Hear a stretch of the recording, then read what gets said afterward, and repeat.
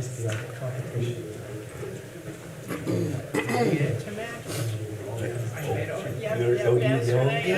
Are you guys in the bleacher seats? My grandson and I have 3 generations of your I didn't know that. Great. I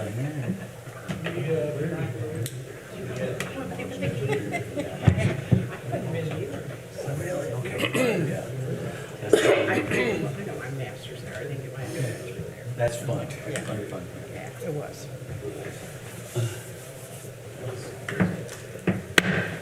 All right, let's begin. Welcome, everyone. We'll start with the invocation. Jeff? Yeah, let's pray. Father, we pause to thank you for this evening. We thank you for people in this room interested in community, interested in city. Thank you for this board. I just ask that as we look at tonight's agenda, that we have humble hearts and sharp minds. It's in Christ's name that I pray. Amen. Amen. Pledge allegiance To the flag of the United States of America and to the republic for which it stands, one nation, under God, indivisible, with liberty and justice for all.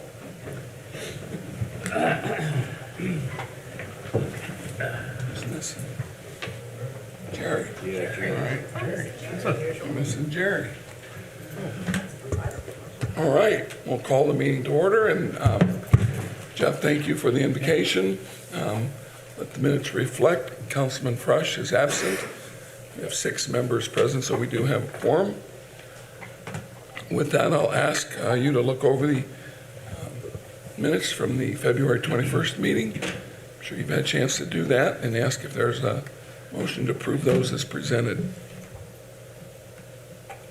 I move to approve. Since Jerry's not here, I'll second. All right. Any further discussion? All in favor, say aye. Aye. Those opposed? I'll abstain due to absence. All right, thank you. So passes 5-0 with 1 abstention. All right. Welcome to our visitors, Mike, Justin, Jurgen, Mrs. King.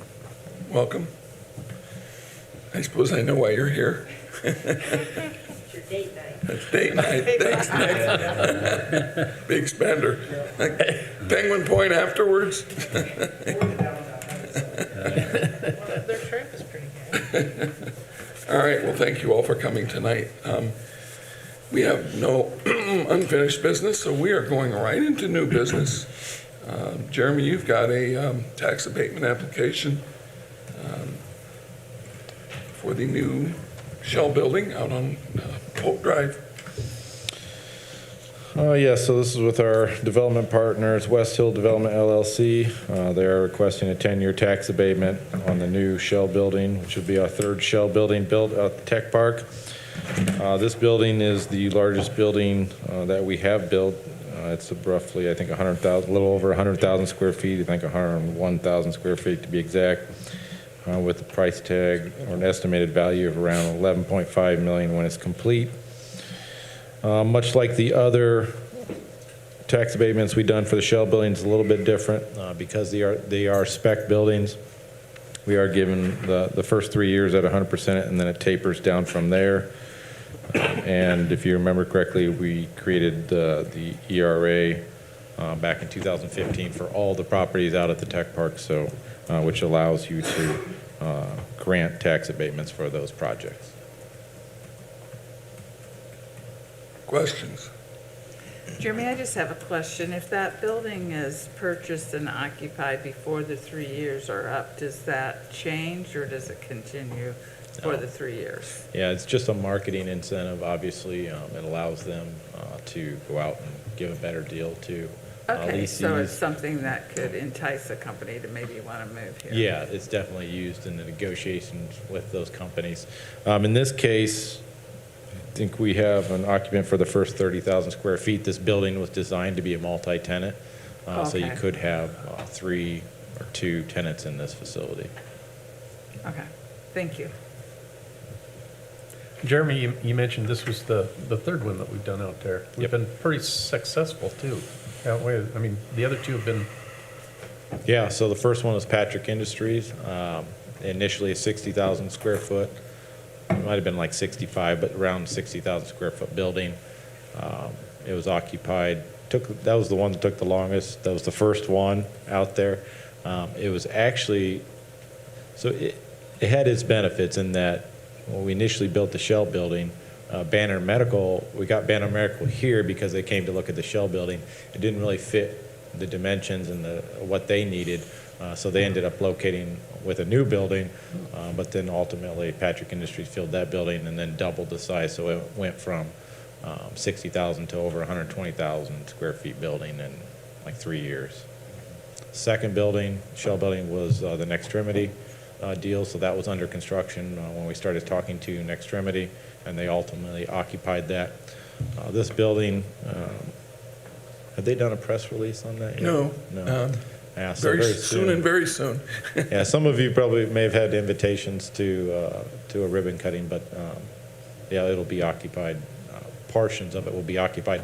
Initially, when we were talking about the next Shell building, we were wanting to do something that gave a little bit more flexibility in terms of the tenants we could go after, knowing that when you build a building, you'd hit different markets. If you build a 60,000 square foot building, you sometimes get someone, well, I only need 20,000 square feet. So this third Shell building was meant to be the possibility of a multi-tenant. Not that someone couldn't come in and occupy all 100,000 square feet, but if you look at its design, it had multiple pockets of bays and truck bays so that you could have multiple tenants and split this building into fourths, into thirds, or halves.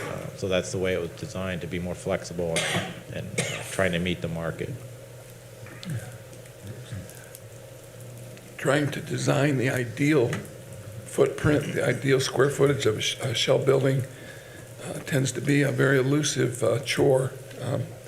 We've been very fortunate working with our partners at West Hill Development, the Redevelopment Commission, Jeremy's expertise to come up with buildings that have provided a significant return on investment to the Certified Technology Park. As you remember, as we grow that technology park, we are allowed to take increment from sales tax and the state income tax that's generated within that footprint, up to $5 million.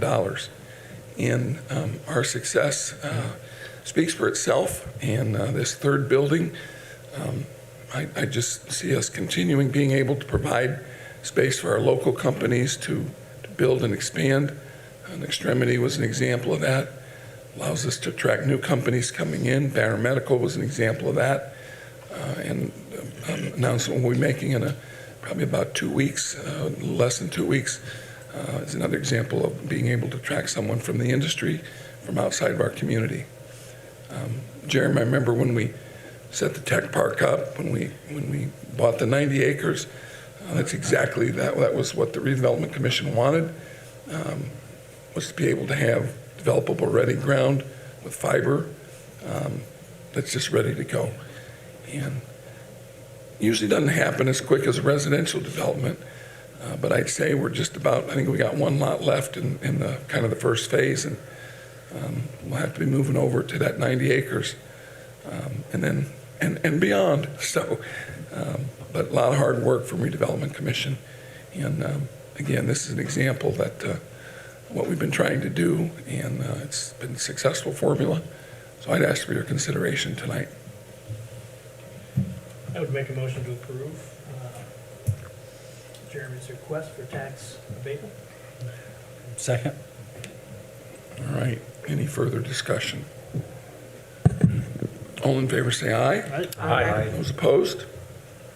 All right. Thank you. So obviously, this was the real property. I'm sure in the next month or two, you'll be seeing a personal property request once that's been released. So good things coming. Thank you. Thanks, Jeremy.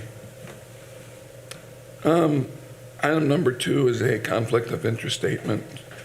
Public Works Superintendent Dustin Dillon. Unfortunately, only one page loaded, and out of 3, but I think it's basically he listed his potential conflict, if you will, and that was as an auctioneer for Metzger Property Services. If you feel like we should wait until the other 2 pages are available, I'm happy to do that. I'll just leave it up to you. Sorry, the rest of that didn't get loaded. Lynn, you don't happen to have a copy of that? I just have the one page too. Oh, This, Yes. Jerry might have it. If we could just maybe go to the next item, we could all peruse it and then come back to well, it. Lynn's only got 1 page, so I'd be surprised if, Do you have more than one page? I got this one here. I just want to see if there's anything on it other than his There's nothing on signature. Do you have? Yeah. No, that's not it. Which one? That's the first No, no, no. No, he's only got 1. I was going to see if there was nothing else written on those second and third pages, but I don't know that. The third page. I see. is the signature. Signature I'm sorry. page. Yeah. And then there's a little bit of information on the second page, but it. All right, usually I is think just we probably ought to what their table this. interest is. Unless you all are, doesn't matter to me. I mean, this is a blanket statement. Yeah, No disclosure. obviously Dustin's trying to disclose something. I think it'd be more appropriate before we made any approval that we make sure that we have the full document. He's obviously doing his best effort to comply with the statute, and he has time to do it, so Yeah. I think this is absolutely something we just table to the next hearing and get the full submittal that he submitted. Okay, Well, then I move that we would table it. thank you. Is there a second? I'll second that. Thanks, Cindy. Any further discussion? All in favor, say aye. Aye. Those opposed? All right, thank you. I'm sorry, Jack, did you make that motion Yep. to table? Okay, great. Cindy seconded. Yep, got that. All right, item 3 is ordinance 23-0301. It's an additional appropriation for general aviation depreciation and fire pension. And you see the amounts on here, including the opioid settlement, unrestricted and restricted monies. These monies were received, I'll start with the bottom 2. The settlement, opioid settlement, unrestricted and restricted, were monies that were received from the opioid settlement that just have to be put into a fund and then appropriated, because they're actually using these dollars to apply for a state grant to double these dollars. So these dollars have to be appropriated to be able to do that. We didn't receive the money until after January 1st and. Yeah, it went in the Or budget. late last year, we didn't make a budget for it, so that's why. We need Right. additional appropriation. So that's the first, or the last 2. Nick, do you want to quickly explain that aviation depreciation, $186,009? Yeah, so back in 2020, we received the initial grant for the power line lowering project. Because of COVID and some other unexpected items that came up, we had not started drawing on that appropriation that I had back in 2020, and I did not realize until a few weeks ago that I did not put that in my budget for this year. I thought I had a running PO for that. So we just need to open that money back up so we can pay our share of that power line project. With that project starting Correct. this year? Yep. So it's just a transfer back into his operational fund. Yeah, that is not supported by any tax dollars. That is purely on our fuel sales. All of that money is, so. All right. Lynn, do you want to explain the fire pension and general fund? If you remember, when we were doing our budgets, we cut, or the fire territory cut $200,000 out of their budget from the city's contribution to the fire pension. So we're taking that out of the fire pension, which was the plan, and that's why we have that additional appropriation there. And then in the general fund, last year we had a water leak downstairs, and we got the insurance check somewhere in July or August, but we didn't have a vendor, so we couldn't pay over the money. So now we got a vendor, and it's getting fixed, and we need to get that spent. So The bill is due, and we've got to make an appropriation for it. So, any questions? And these, of course, will require 2 readings, so I'll ask tonight for your action on first reading. I'll make a motion, we pass ordinance 2023-0301 on first reading. Thank you, Diane. Is there a second? I'll second that. Thank you, Cindy. All right, any further discussion? All in favor, say aye. Aye. Those opposed? And then the public hearing will be advertised for next meeting as well. Yeah, and Lynn, again, just to make a note, Jerry is here now, so Got it. that passed 7-0 unanimously. Thank you. All right, so 2 weeks, we'll finish this up with the second reading. So tonight, Nick will come and talk to us a bit about the airport. What we're looking at doing is making the move from a Board of Aviation Commissioners. You all approved, not you all, but this body approved, I believe it was 1946. You all approved the BOAC to form and develop the Warsaw Airport. It's obviously been an airport that has grown, that is serving our community, that's basically serves as a hub for our corporate aircraft, for charter companies, as well as agricultural services with recreational aircraft as well. The airport has grown. It's been honored as an Airport of the Year by the Association of Indiana Airports in 2006, and was recognized by Connexus as the 5th most impactful airport on the local economy back in 2012.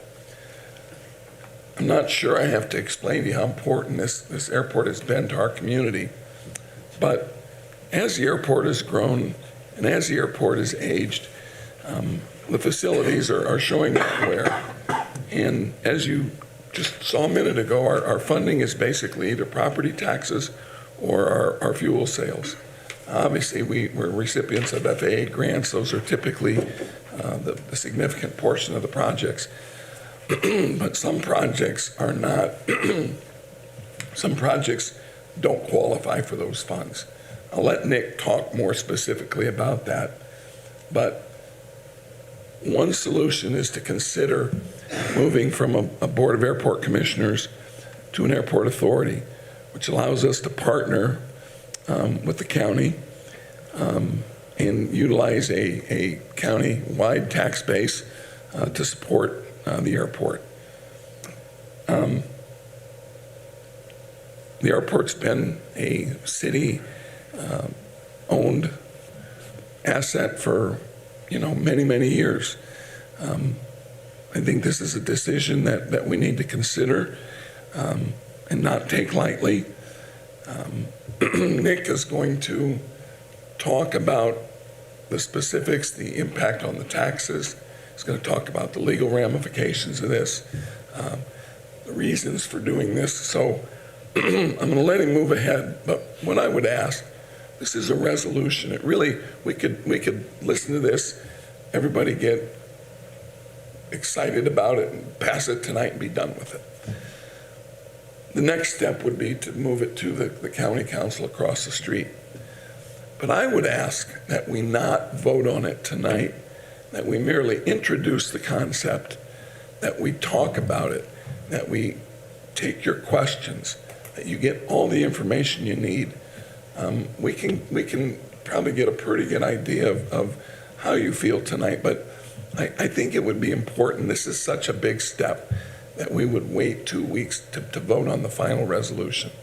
Again, we don't have to, but I would prefer that we introduce it tonight and then have the public a chance to react to it, and you all basically consider it at the next meeting. So that's what I would ask. But before we get into our discussion, Nick, you ready to go? I'm ready. All right. And you took my intro right out of my mouth. I was going to say almost the same thing. So this is technically a resolution, as Mayor just alluded, but I think it's best to give this presentation, allow you guys to mull this over for a few weeks. I'll be back on the 20th. Our attorney that we have hired to do this, his name is Don Tribbett, has said if we would like him to come up, so if you have specific legal questions, I do have it penciled in on his calendar for the 20th if you would like him to come up as well. But let's just dive right into this. So City County Airport Authority, and what does that look like? To get into that, I'd like to start and go back a little bit and look at what we currently offer. So we are a full-service fueling FBO, meaning, and an FBO, you'll hear that throughout the evening, is a fixed-based operator. The city owns that business, and that's where we make our money on the fuel sales, on hangar rent, things like that. Traditionally, Warsaw Airport has always been a tenant-based business. Most of our tenants live in Warsaw and have hangars here and park their aircraft here.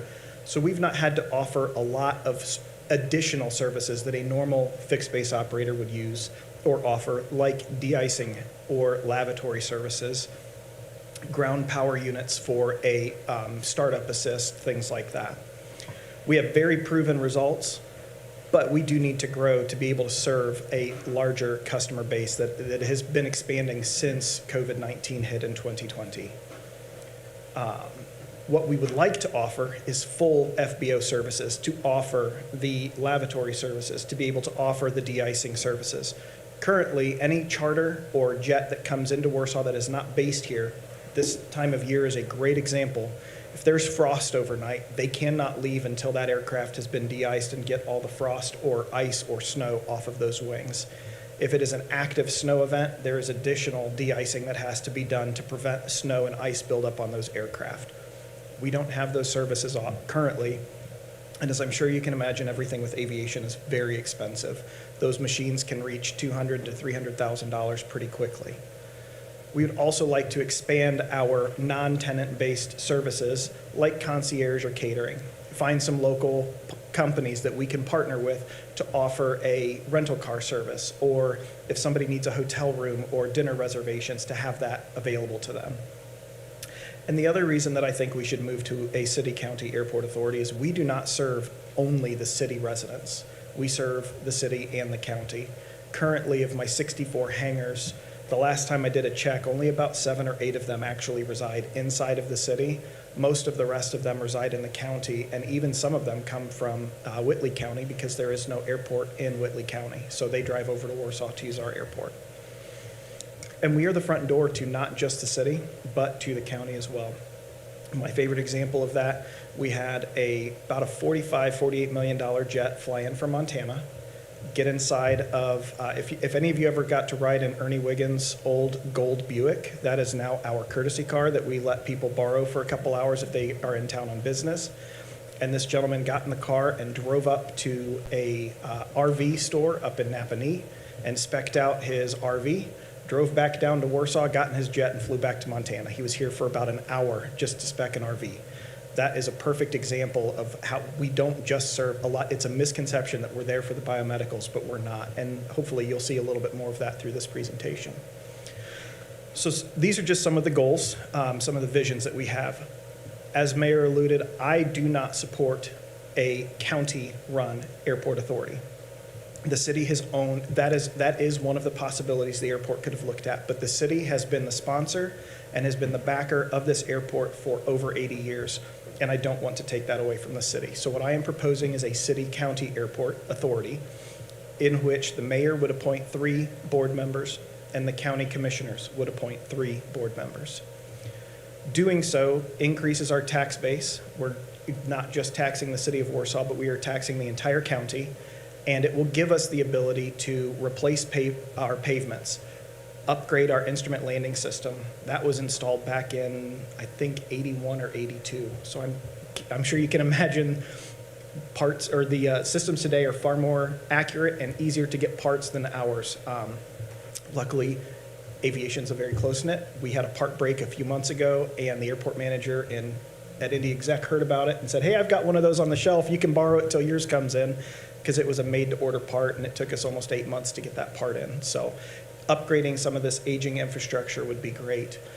And as we go through this, you'll hear the 3 main categories: airside, landside, general fund. Airside is anything that makes airplanes fly. Runways, instrument landing systems, runway lights, that type of thing. Landside is going to be hangar development, a new terminal, all the stuff on the backside once you've parked the aircraft. And then the general fund, that is going to be where our snow removal equipment, our mowing equipment. I would love to bring back an air show in a few years. And then we would also like to increase some of our nonprofit engagement that we've started in the past few years, like our SOAR event with Cardinal Services. So, as I alluded, the main objective is to increase our constituent representation. Right now, we border the county on 3 of our 4 sides, and I think that it would be a good idea for the county to have a seat at the table for some of these decisions that the airport board is making do affect the county far more than they affect the city of Warsaw. Doing so will hopefully increase our public awareness, and with that increased funding base, we're going to be able to lower our tax rate, as you will see here in just a minute. So what are some of these projects and what are the costs that are associated with them? As I said, aviation is expensive. So recovering our runway 927 threshold. A lot of you have heard about the runway expansion project.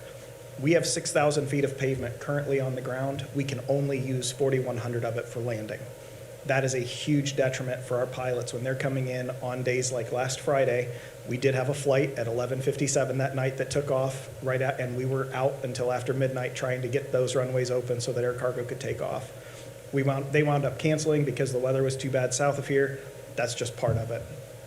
We'd like to tunnel 100 East underneath the runway protection zone so that we can maintain safe operations for both our pilots and the general public. And I'm not going to read through all of these. I've talked about some of them, but the tetrahedron is our main windsock.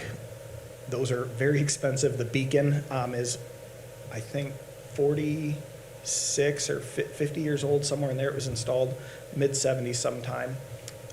Again, the ILS and the AWAS, and then a lot of our lighting is aged as well, and we would like to update some of that with some newer technology, because incandescent bulbs strung out over 1.5 miles, you can imagine my electric bill's pretty expensive.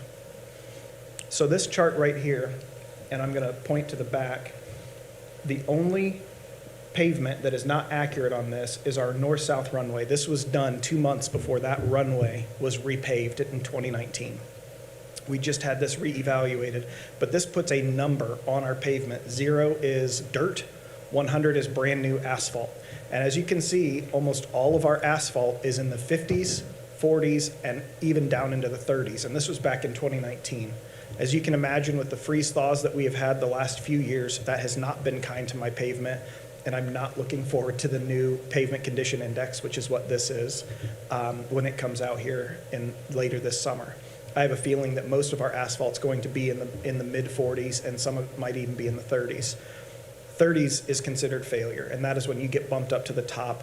And all of this asphalt that you can see here, except for that tiny little bit right up there, is eligible for FAA dollars.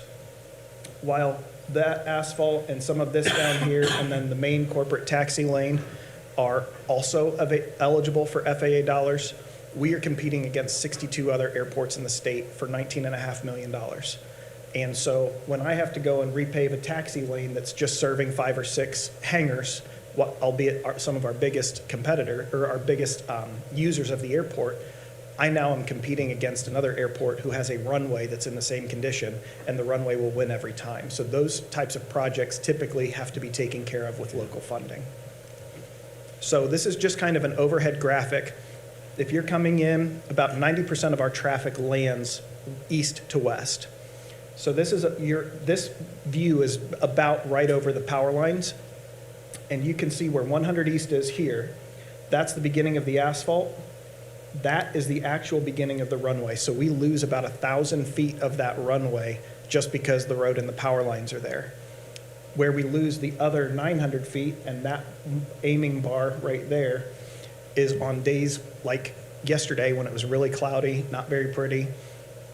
We actually lose an additional 900 feet to keep the people on the road safe. The FAA wants us to land a little bit further to give us a little bit more margin of error. So imagine stopping a 75,000-pound jet from 140 miles an hour in 4,000 feet in a blizzard When we're trying to keep the runways clear of snow, that is what we are trying to combat. So now that the power lines are happening, the next portion of that is to tunnel 100 East. And that's just, this is again, a design concept to show you what that would potentially look like. When you hear the runway extension project, all I want to do is reclaim all of this lost asphalt that we don't currently get to use to be able to use our full 6,000 feet at the airport. 10, 11, 12 years down the road, when we have some of the other critical projects completed, would I like a 6,500 to 7,000 foot runway? Absolutely. But our immediate goal is to recover what we currently have and be able to use that full 6,000 feet. So landside improvements, what do those look like? We currently have a waiting list of 12 to 13 people every single month waiting to be able to base their aircraft at our airport. I don't have the funding to go out and build a T-hangar to build those hangars, which means more tenants, which means more rent, which means more fuel sales, because we're patching asphalt and aging infrastructure. Going to an authority would allow us to have extra budget to be able to do that, and again, increased revenue, decreased tax rate. New corporate hangars, kind of like what Jeremy was just talking about. If you build it, they will come. Most people don't know the headquarters for Boeing's flight department is actually in Gary, Indiana, because they can get just about anywhere in the US within 3 hours instead of being on one of the coasts. And that was because Gary had the facilities available when Boeing was out doing a site selection. So when companies are looking to base an aircraft somewhere, they don't want to hear, well, we can build you something. It's just going to take us 18 to 24 months to build it for you. They want it ready to go right then and there. And then a lot of this is just other updates. Building our terminal ramp is in 2019 was 38 out of 100, so the ramp really needs to be replaced. Our terminal building, while it is very near and dear to my heart, it is not what I think is the best way to present Warsaw and the orthopedic capital. And I think a new terminal is in the future for the airport as well. And then hangars so that we can store jets, those charter aircraft that are coming in that are not based at Warsaw. A lot of those operators will pay anywhere from $700 to $1,500 a day to keep their aircraft inside out of the weather. And then as we're expanding a lot of this, we will need to expand our maintenance building as well. This is just a mock-up of what that could look like. So the intersection down here, that is the intersection of 300 North and Airport Road. And then we're looking at potentially doing some kind of a parking lot into where our terminal and a potential hangar or two in the future. And then over here is some design of what new corporate box hangars would look like. And so then as you're coming in, this is just kind of the 20-year master plan. Have the road tunneled, have the runway extended, and then some of our new hangars and terminal in place. So general fund, as I said earlier, replacing aging snow equipment. We have trucks. I think our oldest truck currently is an 84 or 85. Our newest truck is a 2016. And so replacing some of that aging snow equipment, when we need it, and we only have 4 trucks. So to be able to have more equipment, so when one does go down, we're not having to call the street department and say, hey, do you happen to have a piece of equipment we can borrow for a couple days because ours is broken, which has happened. Again, adding the ground service equipment, the GPU, that allows jets to not have to use their batteries to start. That is a service. Once we purchase the equipment, customers will pay to use that, but the upfront equipment cost could be $50,000 to $75,000, and we just need that funding up front to get that part of the business going. And then, as I said, increase the airport revenue and engagement with the community by bringing back an air show, and then in the future, partner with some people to bring aircraft rental and instruction back to Warsaw Airport. Maybe partner with the high school, Ivy Tech, Grace College, and get some young blood out at the airport and learning how to fly as well.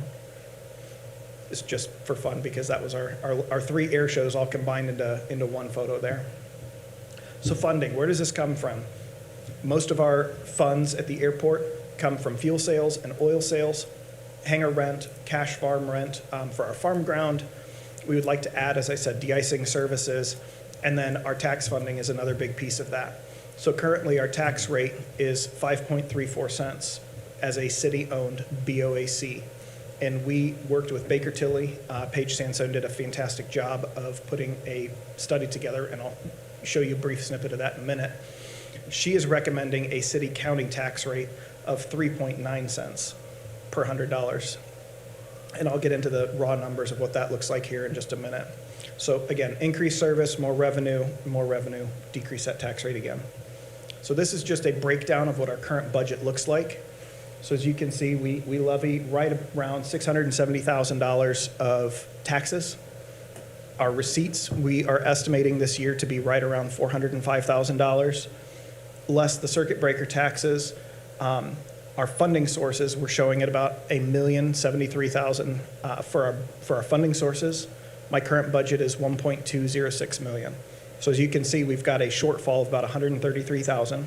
So I will probably be cutting a couple projects that we would like to do out of the budget this year to make sure that we're staying as close to the black as we can. And that is how Paige arrived at our 5.34 cent tax rate out at the airport. Yeah, just give an example of this year's project where we had to come up with the money, our share of the FAA project. Yep. And how long it took you a while to save that money for that one project? Yeah, the $180,000 that we are using towards the power line project took probably close to 10 years for us to save up. Now, that is only 3% of our fuel sales. So currently, every gallon of fuel that we sell, once all of the bills are paid, whatever is left, 97% goes into my general fund, 3% goes into my aviation depreciation fund, which is what you voted for the additional appropriation this evening. That depreciation fund is what we typically pull out of for our match grant or grant match with the FAA. So on a $1 million project, the city is on the hook for $50,000, the state is on the hook for $50,000, and the FAA will pay for $900,000 of that. All of that tax money is generated on fuel sales, and that's how we can get so many of these large dollar projects completed. Moving forward with the county, as I said, we are proposing to, and I apologize, I'm fighting, this weather's killing me today. I am proposing that we lower our tax rate down to 3.9 cents, and that would give me a total budget of $3,476,872. And as you will see, that's broken down into two different funds. So the airport operating fund, that would be my current general fund, and then the cumulative building fund is a percentage of the airport operating fund. All of this is spelled out in state code, and that is typically used for your capital projects, whether it's an FAA grant match or it is a capital and project that the airport decides to do, like a hangar build or a terminal build, something like that. When we went to the fire territory, it was the same way. There's an operating fund, and then there's a statutorily allowed equipment replacement fund. So this is similarly approved by the state statute. So what are the next steps and how do we implement this? If any of you were bored last month and watched my Board of Aviation Commissioners meeting, I gave a very similar presentation to this, and that was kind of our kickoff. And Mayor and I talked to the board. We urged them, if you would like to wait and revisit this issue this month and think about it for a month, please do so. They elected to vote unanimously at the first meeting to give a recommendation to City Council that you adopt this resolution. They think that it is the right way moving forward for both the airport and the city. I agree. Next steps, right here, we're proposing the resolution tonight. I will be back, as I said, on the 20th to hopefully answer some more questions that you guys come up with. If you would like I said, Don Tribbett will come up and he will be here to answer any of the legal questions that we have with this. And then I'm going to be giving this exact same presentation to the county in April and in May. Again, they could vote on it. It is a resolution in one sitting. I think that it's best that we get this out there and allow the public really to mull this over and think about this. And I think it's, it would not be wise to, force the county to make a decision in one meeting. So again, same recommendation, let's spread this out over 2 meetings. If everything passes, if the city adopts the resolution and the county adopts the resolution, we have to put a 30-day advertisement in the paper. That would go on around March 12th. And I've already started the meeting process, May 12th, pardon me. And I've already started meeting with the FAA to go over what a sponsor change would be in their shoes. So right now, the Board of Aviation Commissioners of the City of Warsaw is the sponsor. They own and run the airport. And to go to a city-county airport authority, there is a lot of paperwork with the FAA. We actually have to go all the way to DC and get headquarter approval on this. So that is, as you can imagine, a pretty long process, and we've started that process with them to make sure that if everything goes through and is passed, we didn't want to wait until July or August to start that conversation with them, so that is ongoing. If everything goes well, we are hoping to certify this in July or August with the county, and that would be with the assessor's office, I believe. Once the airport authority is certified, we would become that would be implemented January 1 of 2024. So taxes levied 24, paid 25 would be the first time that we would be seeing our funding increase, so it wouldn't be until 2025. We've got a little bit of time coming up.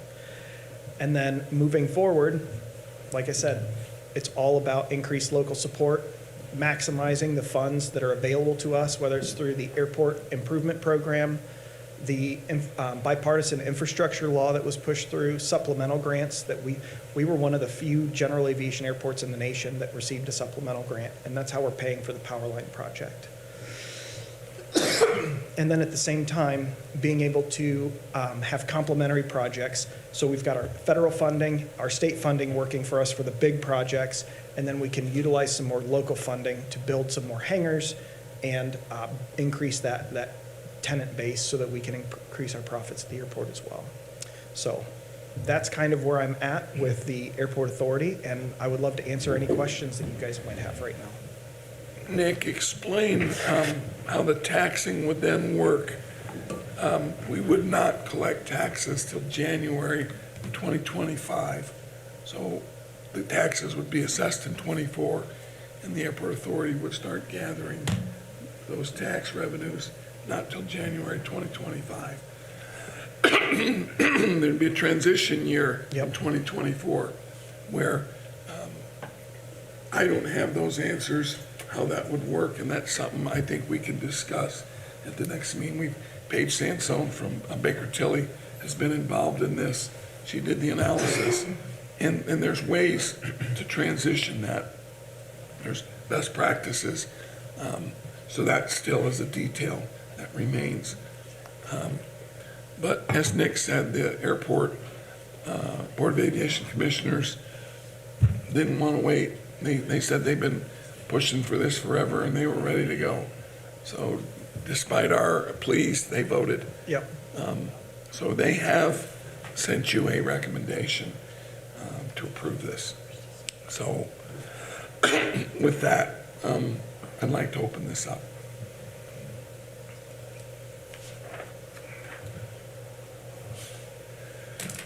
So Nick, I think the the biggest project I saw in there was tunneling, tunneling the road there and then expanding the runway. So I don't think any of us up here are pilots or know a lot about that. So can you speak to us about the advantages of doing that and what exactly, I guess the end goal would be, for your 20-year plan?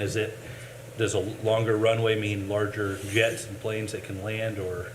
It actually accommodates the jets we currently have at the airport. Okay. So right now, the worst times of the year are basically December through March, and then July through September. Mm-hmm. The coldest months when we're battling snow and ice, and the hottest months. The hottest months they actually will restrict some of our based customers and how much fuel they can put on the aircraft, which limits their range. The hotter the temperatures, that density altitude increases, and the length of the runway needed for takeoff actually increases as well. So it's not just for landing, but also for takeoff. And that is just to get the current tenants that we have. The first question I've been asked previously is, am I trying to get airline service? No. I want to make that very clear. That is not a goal of mine. In the world of airlines, it doesn't make sense. We have Fort Wayne 45 minutes away. We have South Bend an hour away. We are trying to support both our corporate. And the other thing I didn't touch on, we actually, I'm going to back up here just a second to this slide with our our asphalt on it. So this hangar row, right, or this corporate, or this taxi lane on the north side, we have that specifically set up for agriculture use. We bring in semis of, whether it's some kind of a pesticide that they're putting down, or if they're planting winter wheat or rye, they will bring in 3 or 4 semis and park them along this taxiway, bring in a truck, and then those aircraft do not turn off from 6:30 in the morning until 10 o'clock at night through the summer. And we support not just K County, but we also support Whitley, we support all of our surrounding counties because we have this set up. The crop dusters love us down here, and they come from Elkhart, they come from up by Elkhart and north of Fort Wayne, outside of Auburn and Angola. They'll fly in here to service the whole northern part of Indiana because of how we have that set up on the north end. So another thing I didn't touch on was the lakes. We have a lot of people who fly in on Friday afternoons after work, park their aircraft on our ramp, get picked up by family members or friends, or they have rental cars waiting, and then they go enjoy the lakes for the weekend, come back and fly home. So we don't just service the biomedicals. We have a very, very large customer base. Back to your question on the runway, right now, the 6,000 feet, that gets us most of our, so we have what's called a design aircraft. What is the aircraft that utilizes the airport the most? And that is a Challenger 605. We have several of those that use Warsaw. They can operate at probably 90 to 95% most of the year, but in the winter months and in the summer months, that's decreased substantially. And so then, if it's hot enough, are they having to stop and get fuel, where if we had that extra 500 to 1,000 feet, they can buy the fuel from us and get to where they need to go without having to stop somewhere. Nick, I know you, I won't say downplay, because you want it to make everyone aware that this is for more than the orthopedic companies, but again, just to remind, something I don't need to remind you of, our companies here are global companies, and they need to get in and out of here. What was it, Nick, about 6 months ago, the CEO of J&J came into this airport with their jet, and they were making a 2 or 3 day trip, maybe a 2-day trip. Yep. In to visit Depew. So having that access at times where the weather and the conditions aren't perfect do remain a very critical part of this airport's mission. And we certainly need to keep that up. And to tie right into that, the aircraft that CEO flew in on, if we had the 7,000-foot runway, to tell you the size of these aircraft, could take off from Warsaw and land in Cote d'Ivoire, South Africa, nonstop. That's the size of aircraft that we are tending. And yes, those are on the larger side. We don't have as many operations, but Zimmer Biomet also has an aircraft similar to that, not quite as large, but similar. If you were to fly out of Fort Wayne or South Bend on what a lot of people call puddle jumpers, 45 to 55 souls on board, that's the same sized aircraft these business people are flying. They're just configured to carry 10 to 12 people instead of 45 to 55, and that's the difference. They're very expensive time machines. They allow you to get from point A to point B in a short amount of time as possible. So Nick, I know you tried to explain this, but I'm a little dense. When this all goes through, who will actually own the airport? The Airport Authority. Okay. So currently the Board it'll be of... split evenly between the city and the county at that Correct. point? Yep. And does that open us up to receive any more federal dollars or state dollars because it's a bigger cooperative effort than we could as a city, or? No. Okay. We have the same opportunities. However, I won't name the airport, but there were 2 in Indiana this year that got they were awarded unexpected grants by the FAA, and they did not have the local matching grant because they had not planned on it. It was an unexpected grant. And so one of them lost a $2.8 million project. The other one was like a $2.1 or $2.2 million project because they didn't have the funding locally to pay for their share of that project. And while it's only 5%, some smaller airports, that's a really big issue. And so having the airport authority will allow us to do some of these local projects with our funds and still have that reserve. So if an unexpected grant, we were not expecting the Power Lines grant. We had applied for it 3 times in a row, were denied 3 times, and we were called, Braun's office called us, I think the day before the FAA press release went out and said, hey, by the way, you're getting this. And I went, okay, I guess we'll find a way to fund it. So that was a big curveball that was thrown at us because it was literally overnight. We had no expectation and no indication that it was coming. And if we hadn't had those local funds available, we would not have been able to get the power lines lowered when we did, or when we received the grant in 2020. So it's kind of yes, but the true answer is no, we aren't eligible It for would increase our additional. availability to Correct. act quickly Yep. when opportunities present themselves. Just for clarification, if this goes through, that tax rate, that was, the impact would be on the county and the city, it would be the same rate. It would be the 3.9 cents, I believe, Yep, in lieu of the current 5.4. 5.4. So the rate for the city and the rate for the county would be the same. Diane, another question I had, similar along that line, so a little bit different. I didn't know if we would jeopardize our current funding by all of a sudden switching our name. And Nick, of course, looked into that, and that's not the case.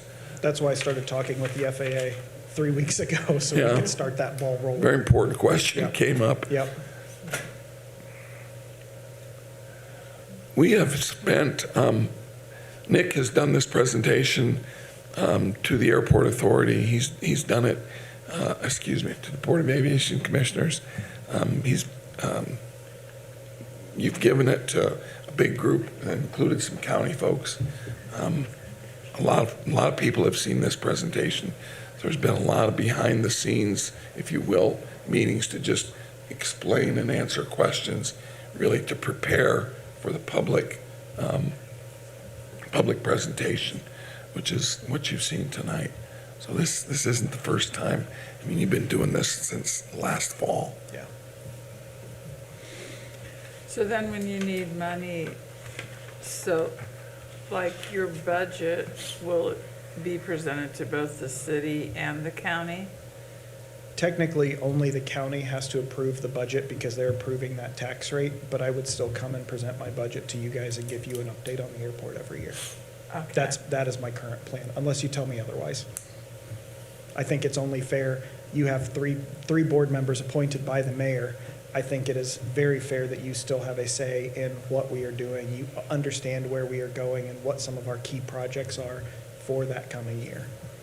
But the thing, like approving resolutions like we did tonight, or ordinances or whatever, that would all go to the county now? That would go to the airport authority. That wouldn't go to the Oh, county to the anymore. airport. So once the Okay, budget is. so they'd be able to do that. Yep. Once the budget is set, then the airport board or the authority board would then take over all of those Okay. things. If I would have to do an additional appropriation, just like a department, we would come present to you, present to the county, let everybody know why. But outside of that, once that initial budget and tax rate is set at the beginning of the year, the airport authority is like a school board, similar to a school board. So then are you employed by the airport authority or the city of Warsaw? The airport authority. Okay.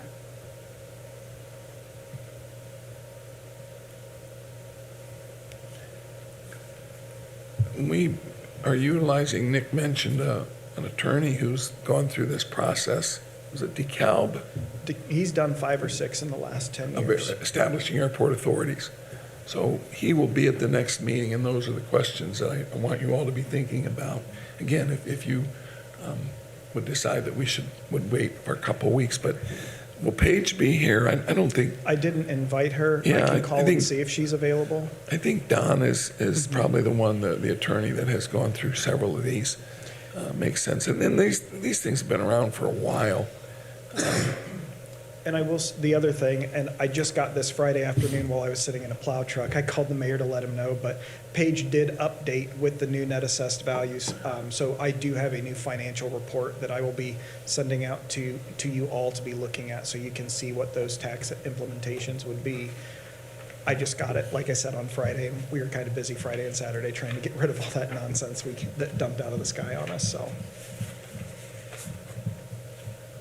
Questions? Yeah, I'm probably going to be pretty clumsy asking this question. So if this is approved and we have a new city-county airport authority in July, and that would take place, when would they start making the decisions? January 1. Okay. So there's 2 dates that you can certify an airport authority, and that is before July 1st or before January 1st.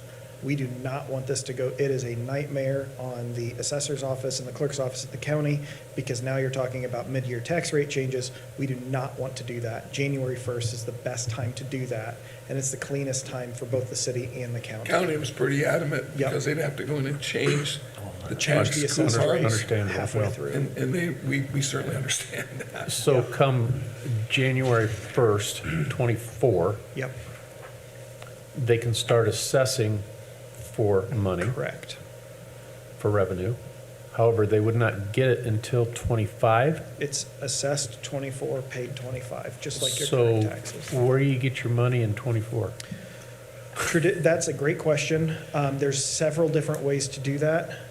Most traditionally, the current sponsor continues with the funding of the airport for that bridge year. The taxes have already been assessed for 23, payable 24, for the airport to be operating underneath the city's budget.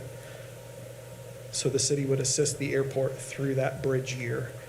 And then we would go into 25, and that's when we would be getting our county money. So the authority would govern in 24, but the appropriation tax levy would not hit until the following year. Correct. So my guess is it would function, as far as operationally, pretty similar to what it has until that authority is funded.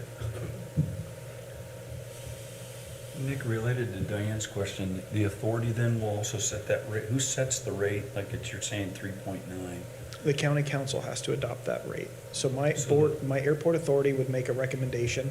We would work with Baker Tilly to come up with the same financial study that we have here. We would recommend a tax rate to the county, and then they would have to adopt it. And that's how we would receive That's our where you're funding. getting to be, okay, let's tell the city of Warsaw what we're Yep. thinking. But then we go to the county and we have to get approval from the county Correct. council. Thank you. Because as I said, I do not support a county-only airport authority. The mayor alluded to DeKalb. The city of Auburn did not want to own the airport anymore. So the county took that airport over and made it the DeKalb County Airport Authority. The city has backed the airport. I'm not trying to break that. They've been great. We have outgrown what the city can support, and we need to start partnering with the county to continue to grow, continue to innovate, and bring some more customers into Warsaw. A city, county, airport. Correct. You're going, right.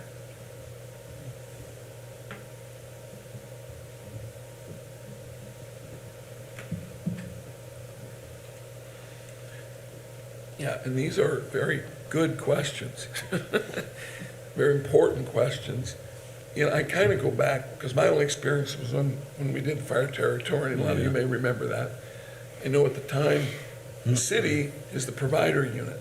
So we handle, the Board of Works basically makes the final decisions. Clerk, you know, we write all the bills and checks and the budgets, you all approve that.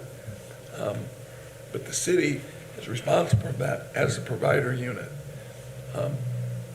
I would like to hear from Mr. Trivett those details on whether or not there's actually, you call it a sponsoring unit. Yep, that's what we call it in the English. I'd like to, we need to understand how that all works, just the infrastructure of it. But as Nick said, it's 3 members appointed by the mayor and three appointed by the county commissioners. Correct. Airport authorities, for whatever reason, have even numbers on them. Yep. So our local BOAC has 4 members.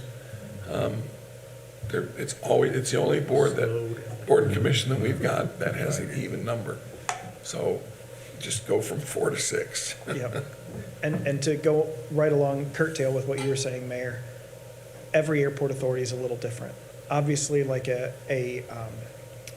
Indy Metro Airport Authority, they have several airports underneath their airport authority that they manage. Allen County Airport Authority has Bearfield and Smithfield.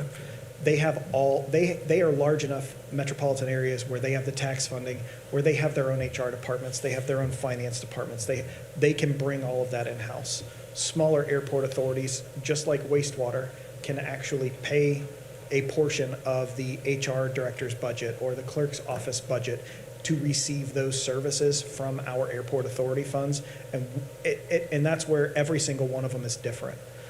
One of my good friends' college roommates is actually at Fargo, North Dakota, and they made the transition to airport authority from a BOAC about 10 years ago. And I was talking to him at our last conference, the Midwest Great Lakes Group conference, and he said this year is the first year that they will be completely divorced, as he called it, from all of their local and brought everything in-house. So they were utilizing some services from the county, some services from the city for the past 10 years as they made this transition. There's no right or wrong. It's what fits the community and the airport the best, and where does that all fit in. So your mayor is absolutely correct. We have a lot of questions and a lot more questions to answer now if this moves forward. But the nice thing is that it can be flexible. We can kind of tailor it to what suits our community the best. We've got time. So, again, I would ask that you consider this. Got a few weeks to make an appointment with Nick if you want to dig a little bit deeper into this, do your own research. But the impact on our taxpayers, that the rate would go down for the city taxpayer. But the city would essentially combine control with the county is probably the best way to say it. Yep. So, any final questions? And I know this is not pertinent necessarily to you directly, but I will also caveat, not every county resident will also see an increase. There are several county residents that will either stay flat or see a little bit of a decrease, just with the way the tax structure works. Not everybody's going to see an increase. So I'll just put that plug in it now as well. Yeah, there's a lot of separate taxing units within the county, and it'll impact each one a little bit differently. And again, we've got that report, and that's something else we can make available to you if you want to see that. Nick, I've been out to see you a couple times with Cindy. We've talked about this over the last, 12, 18 months. And I think it's really I'm all about growth and progress and the future.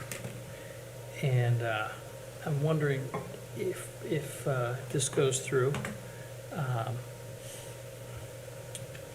and the county shares the burden as far as the tax rate instead of just the citizens of the city. Mm-hmm.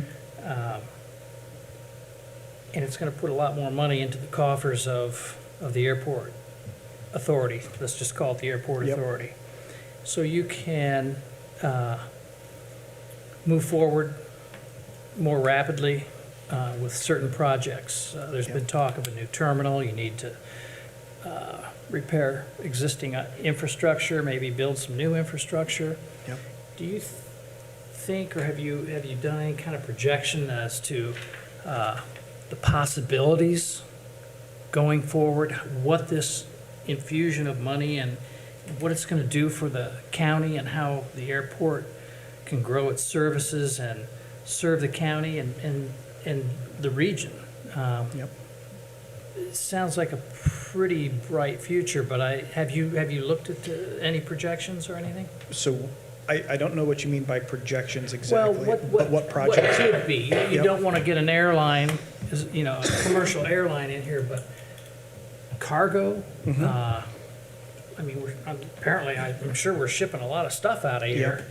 FedEx, UPS, DHL. That's probably the biggest move moving forward is cargo. Yeah. As everybody knows, Amazon is not getting smaller. It is getting I larger hadn't day even by thought of day. Amazon, but yeah. And that is one out of hundreds of companies. We have a scheduled flight at 11:57 every single night that takes off and mostly flies biomedical parts from Warsaw to Louisville.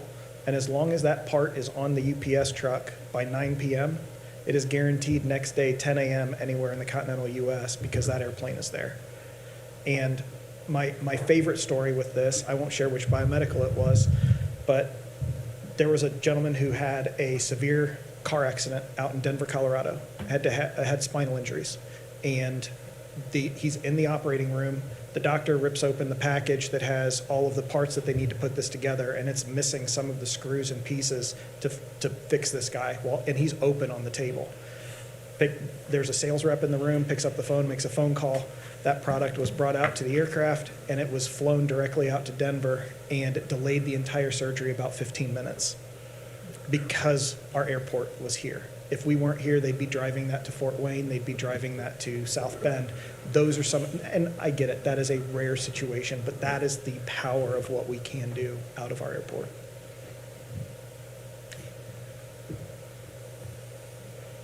We also service medical flights. A lot of times, people who need to go to Mayo Clinic or another specialty clinic will come to the airport and get on a medical flight and fly out to those clinics because they need to either be in an ambulance or ICU care or something. And so we've got aircraft that are set up as mobile ICUs. They show up on an ambulance, get on the airplane, are taken where they need to go, and then brought back later that day or the next day. So we see a little bit of everything. This airport was opened in 1947, and there were no lights, and they had dirt runways. And the commentary was that it was really tough to get in and out of here in the spring when those runways were muddy. Yeah. So we've come quite a ways. I didn't realize that east-west 927 runway didn't become aggregate till, was it in the 86, I think. Yeah. The north-south runway was the original runway, and it's amazing how far we've come. And that is a great example, Mayor. The east-west runway, when it was put in 86, actually stopped right about there and did not have that 1,000-foot extension because the FAA did not believe that Warsaw needed the extra 1,000 feet for our jets to take off. And the board knew that it had to have it so much that they paid $800,000 out of their money to pay for that extension because of the aircraft that were based here at the time. They needed it for their winter and their summer operations. Those aircraft are now, I would say, mid to, we call it super mid sized. We have very large and heavy jets at our airport, some that are grossing out right around 100,000 pounds versus 65, 68,000 pounds. So the aircraft have not gotten smaller over the last 35, 40 years. I know there was a question earlier about establishing commercial traffic into our community, and I asked that question a long time ago and was rebuffed, as Nick did tonight, in a very kind way. But the issue is, if you have commercial aircraft coming in, you have to go through all the costs of security with the terminal and with all the TSA containments. Requirements, TSA, or the containment, it's exorbitant. That does not make sense, and that's, it made sense to me that it doesn't make sense to do that. Could private aircraft come in though and provide service up to O'Hare or Absolutely, something? Or, yep. I mean, like The only thing that kind of a shuttle service, I guess, yeah. possibly, yeah. We currently have that. Imager Charters will absolutely take you up to O'Hare if you need to. It'll be expensive, but they can do that. The other thing I don't see us becoming is an international airport. Having a customs officer available to us part-time is over $300,000 a year, and that's kind of as an on-call basis, just because of all of the requirements that you have that customs office here at the airport. And that doesn't even include all of the physical infrastructure we would have to have in place, as the mayor alluded to, the containment and everything else. So I still see them stopping at a Fort Wayne, a Detroit, a Minneapolis, go through customs, and then fly into Warsaw. How does Warsaw compare to its neighbors, say Goshen, Plymouth? You're asking the wrong person, because I'm going to tell you we're way better in every way. They'll tell you the opposite of that. Truthfully, though, we have 2 runways. That is the biggest selling point of Warsaw Airport. All of our other neighbors have 1 runway. Wabash has 1 runway, Plymouth, Goshen, they've all got 1 runway. And the fact that we have 2, so if we have an aircraft 5 or 6 years ago was landing to the east, guy had a kid that was puking in the back seat, and he forgot to put his gear down. Landed gear up on the runway, slid off to the side right over in here. We had to close the runway for about 4 or 5 hours. Well, by the time we got that aircraft off the runway, the cargo aircraft that takes off every night was spooling up, getting ready to go, and they had to use our north-south runway. Had we not had that infrastructure in place, they would have had to cancel their trip or delay it an hour or 2 by the time we got that other aircraft, because they can't be in the runway safety area. And that's one example. Wind is the other big one. So it makes it a better draw as Yep. far as our airport for cargo to be And anybody. coming in and out. Anybody. Well, just from experience, I have a grandson and a nephew that both fly, and they fly in and out of Warsaw on occasion, and they fly in and out of a lot of other small airports, but they give this one really, really high marks. We appreciate that. Nick, many months ago, I remember we had a phone conversation, and I said, do your homework, put something together, see if you can get your foot in the door of the mayor's office, and you have, like he said just a minute, you have come a long way with putting something on the table. I want to thank you for your leadership and everybody involved in getting to this point where you're offering it to the city, the county, for the good of the community. So appreciate, thank you for your leadership. And the other thing, if you would like made available to go back to what Mike was asking, I do have about a 20-year capital improvement project where the pun, if I was made king for a day and I got to set up exactly what was done over the next 20 years, we do have that drawn out to show what that infrastructure improvement would look like. So, well, thank you very much for your time. If you have questions, please do not hesitate to reach out, call or email, let me know. I think I'm going to ask for a motion to table the resolution, unless you all want to vote tonight. I move we table the motion. Second. Any further discussion? All in favor, say aye. Aye. Those opposed? All right, motion to table passes, and we will be back here in 2 weeks to take a vote on the resolution. And Nick, you'll have more folks here to answer a lot of those legal questions. And again, this is, I consider exciting time in the continuum of the history of the Warsaw Airport. It's a big jump, and I think we need to be deliberate about it. And again, Nick, thanks for everything you've done to get us to this point. I think you probably have stirred some questions, and I would ask you all, try and do your homework with Nick. We've got a copy of that. If you want a copy of that tax impact document that Paige did, I'd be happy to send that. I'll email it out. Why don't you just send it to all the council members? That'd be fine. In my mind, this decision will probably be one of the largest that this council will deal with. It has some very long-range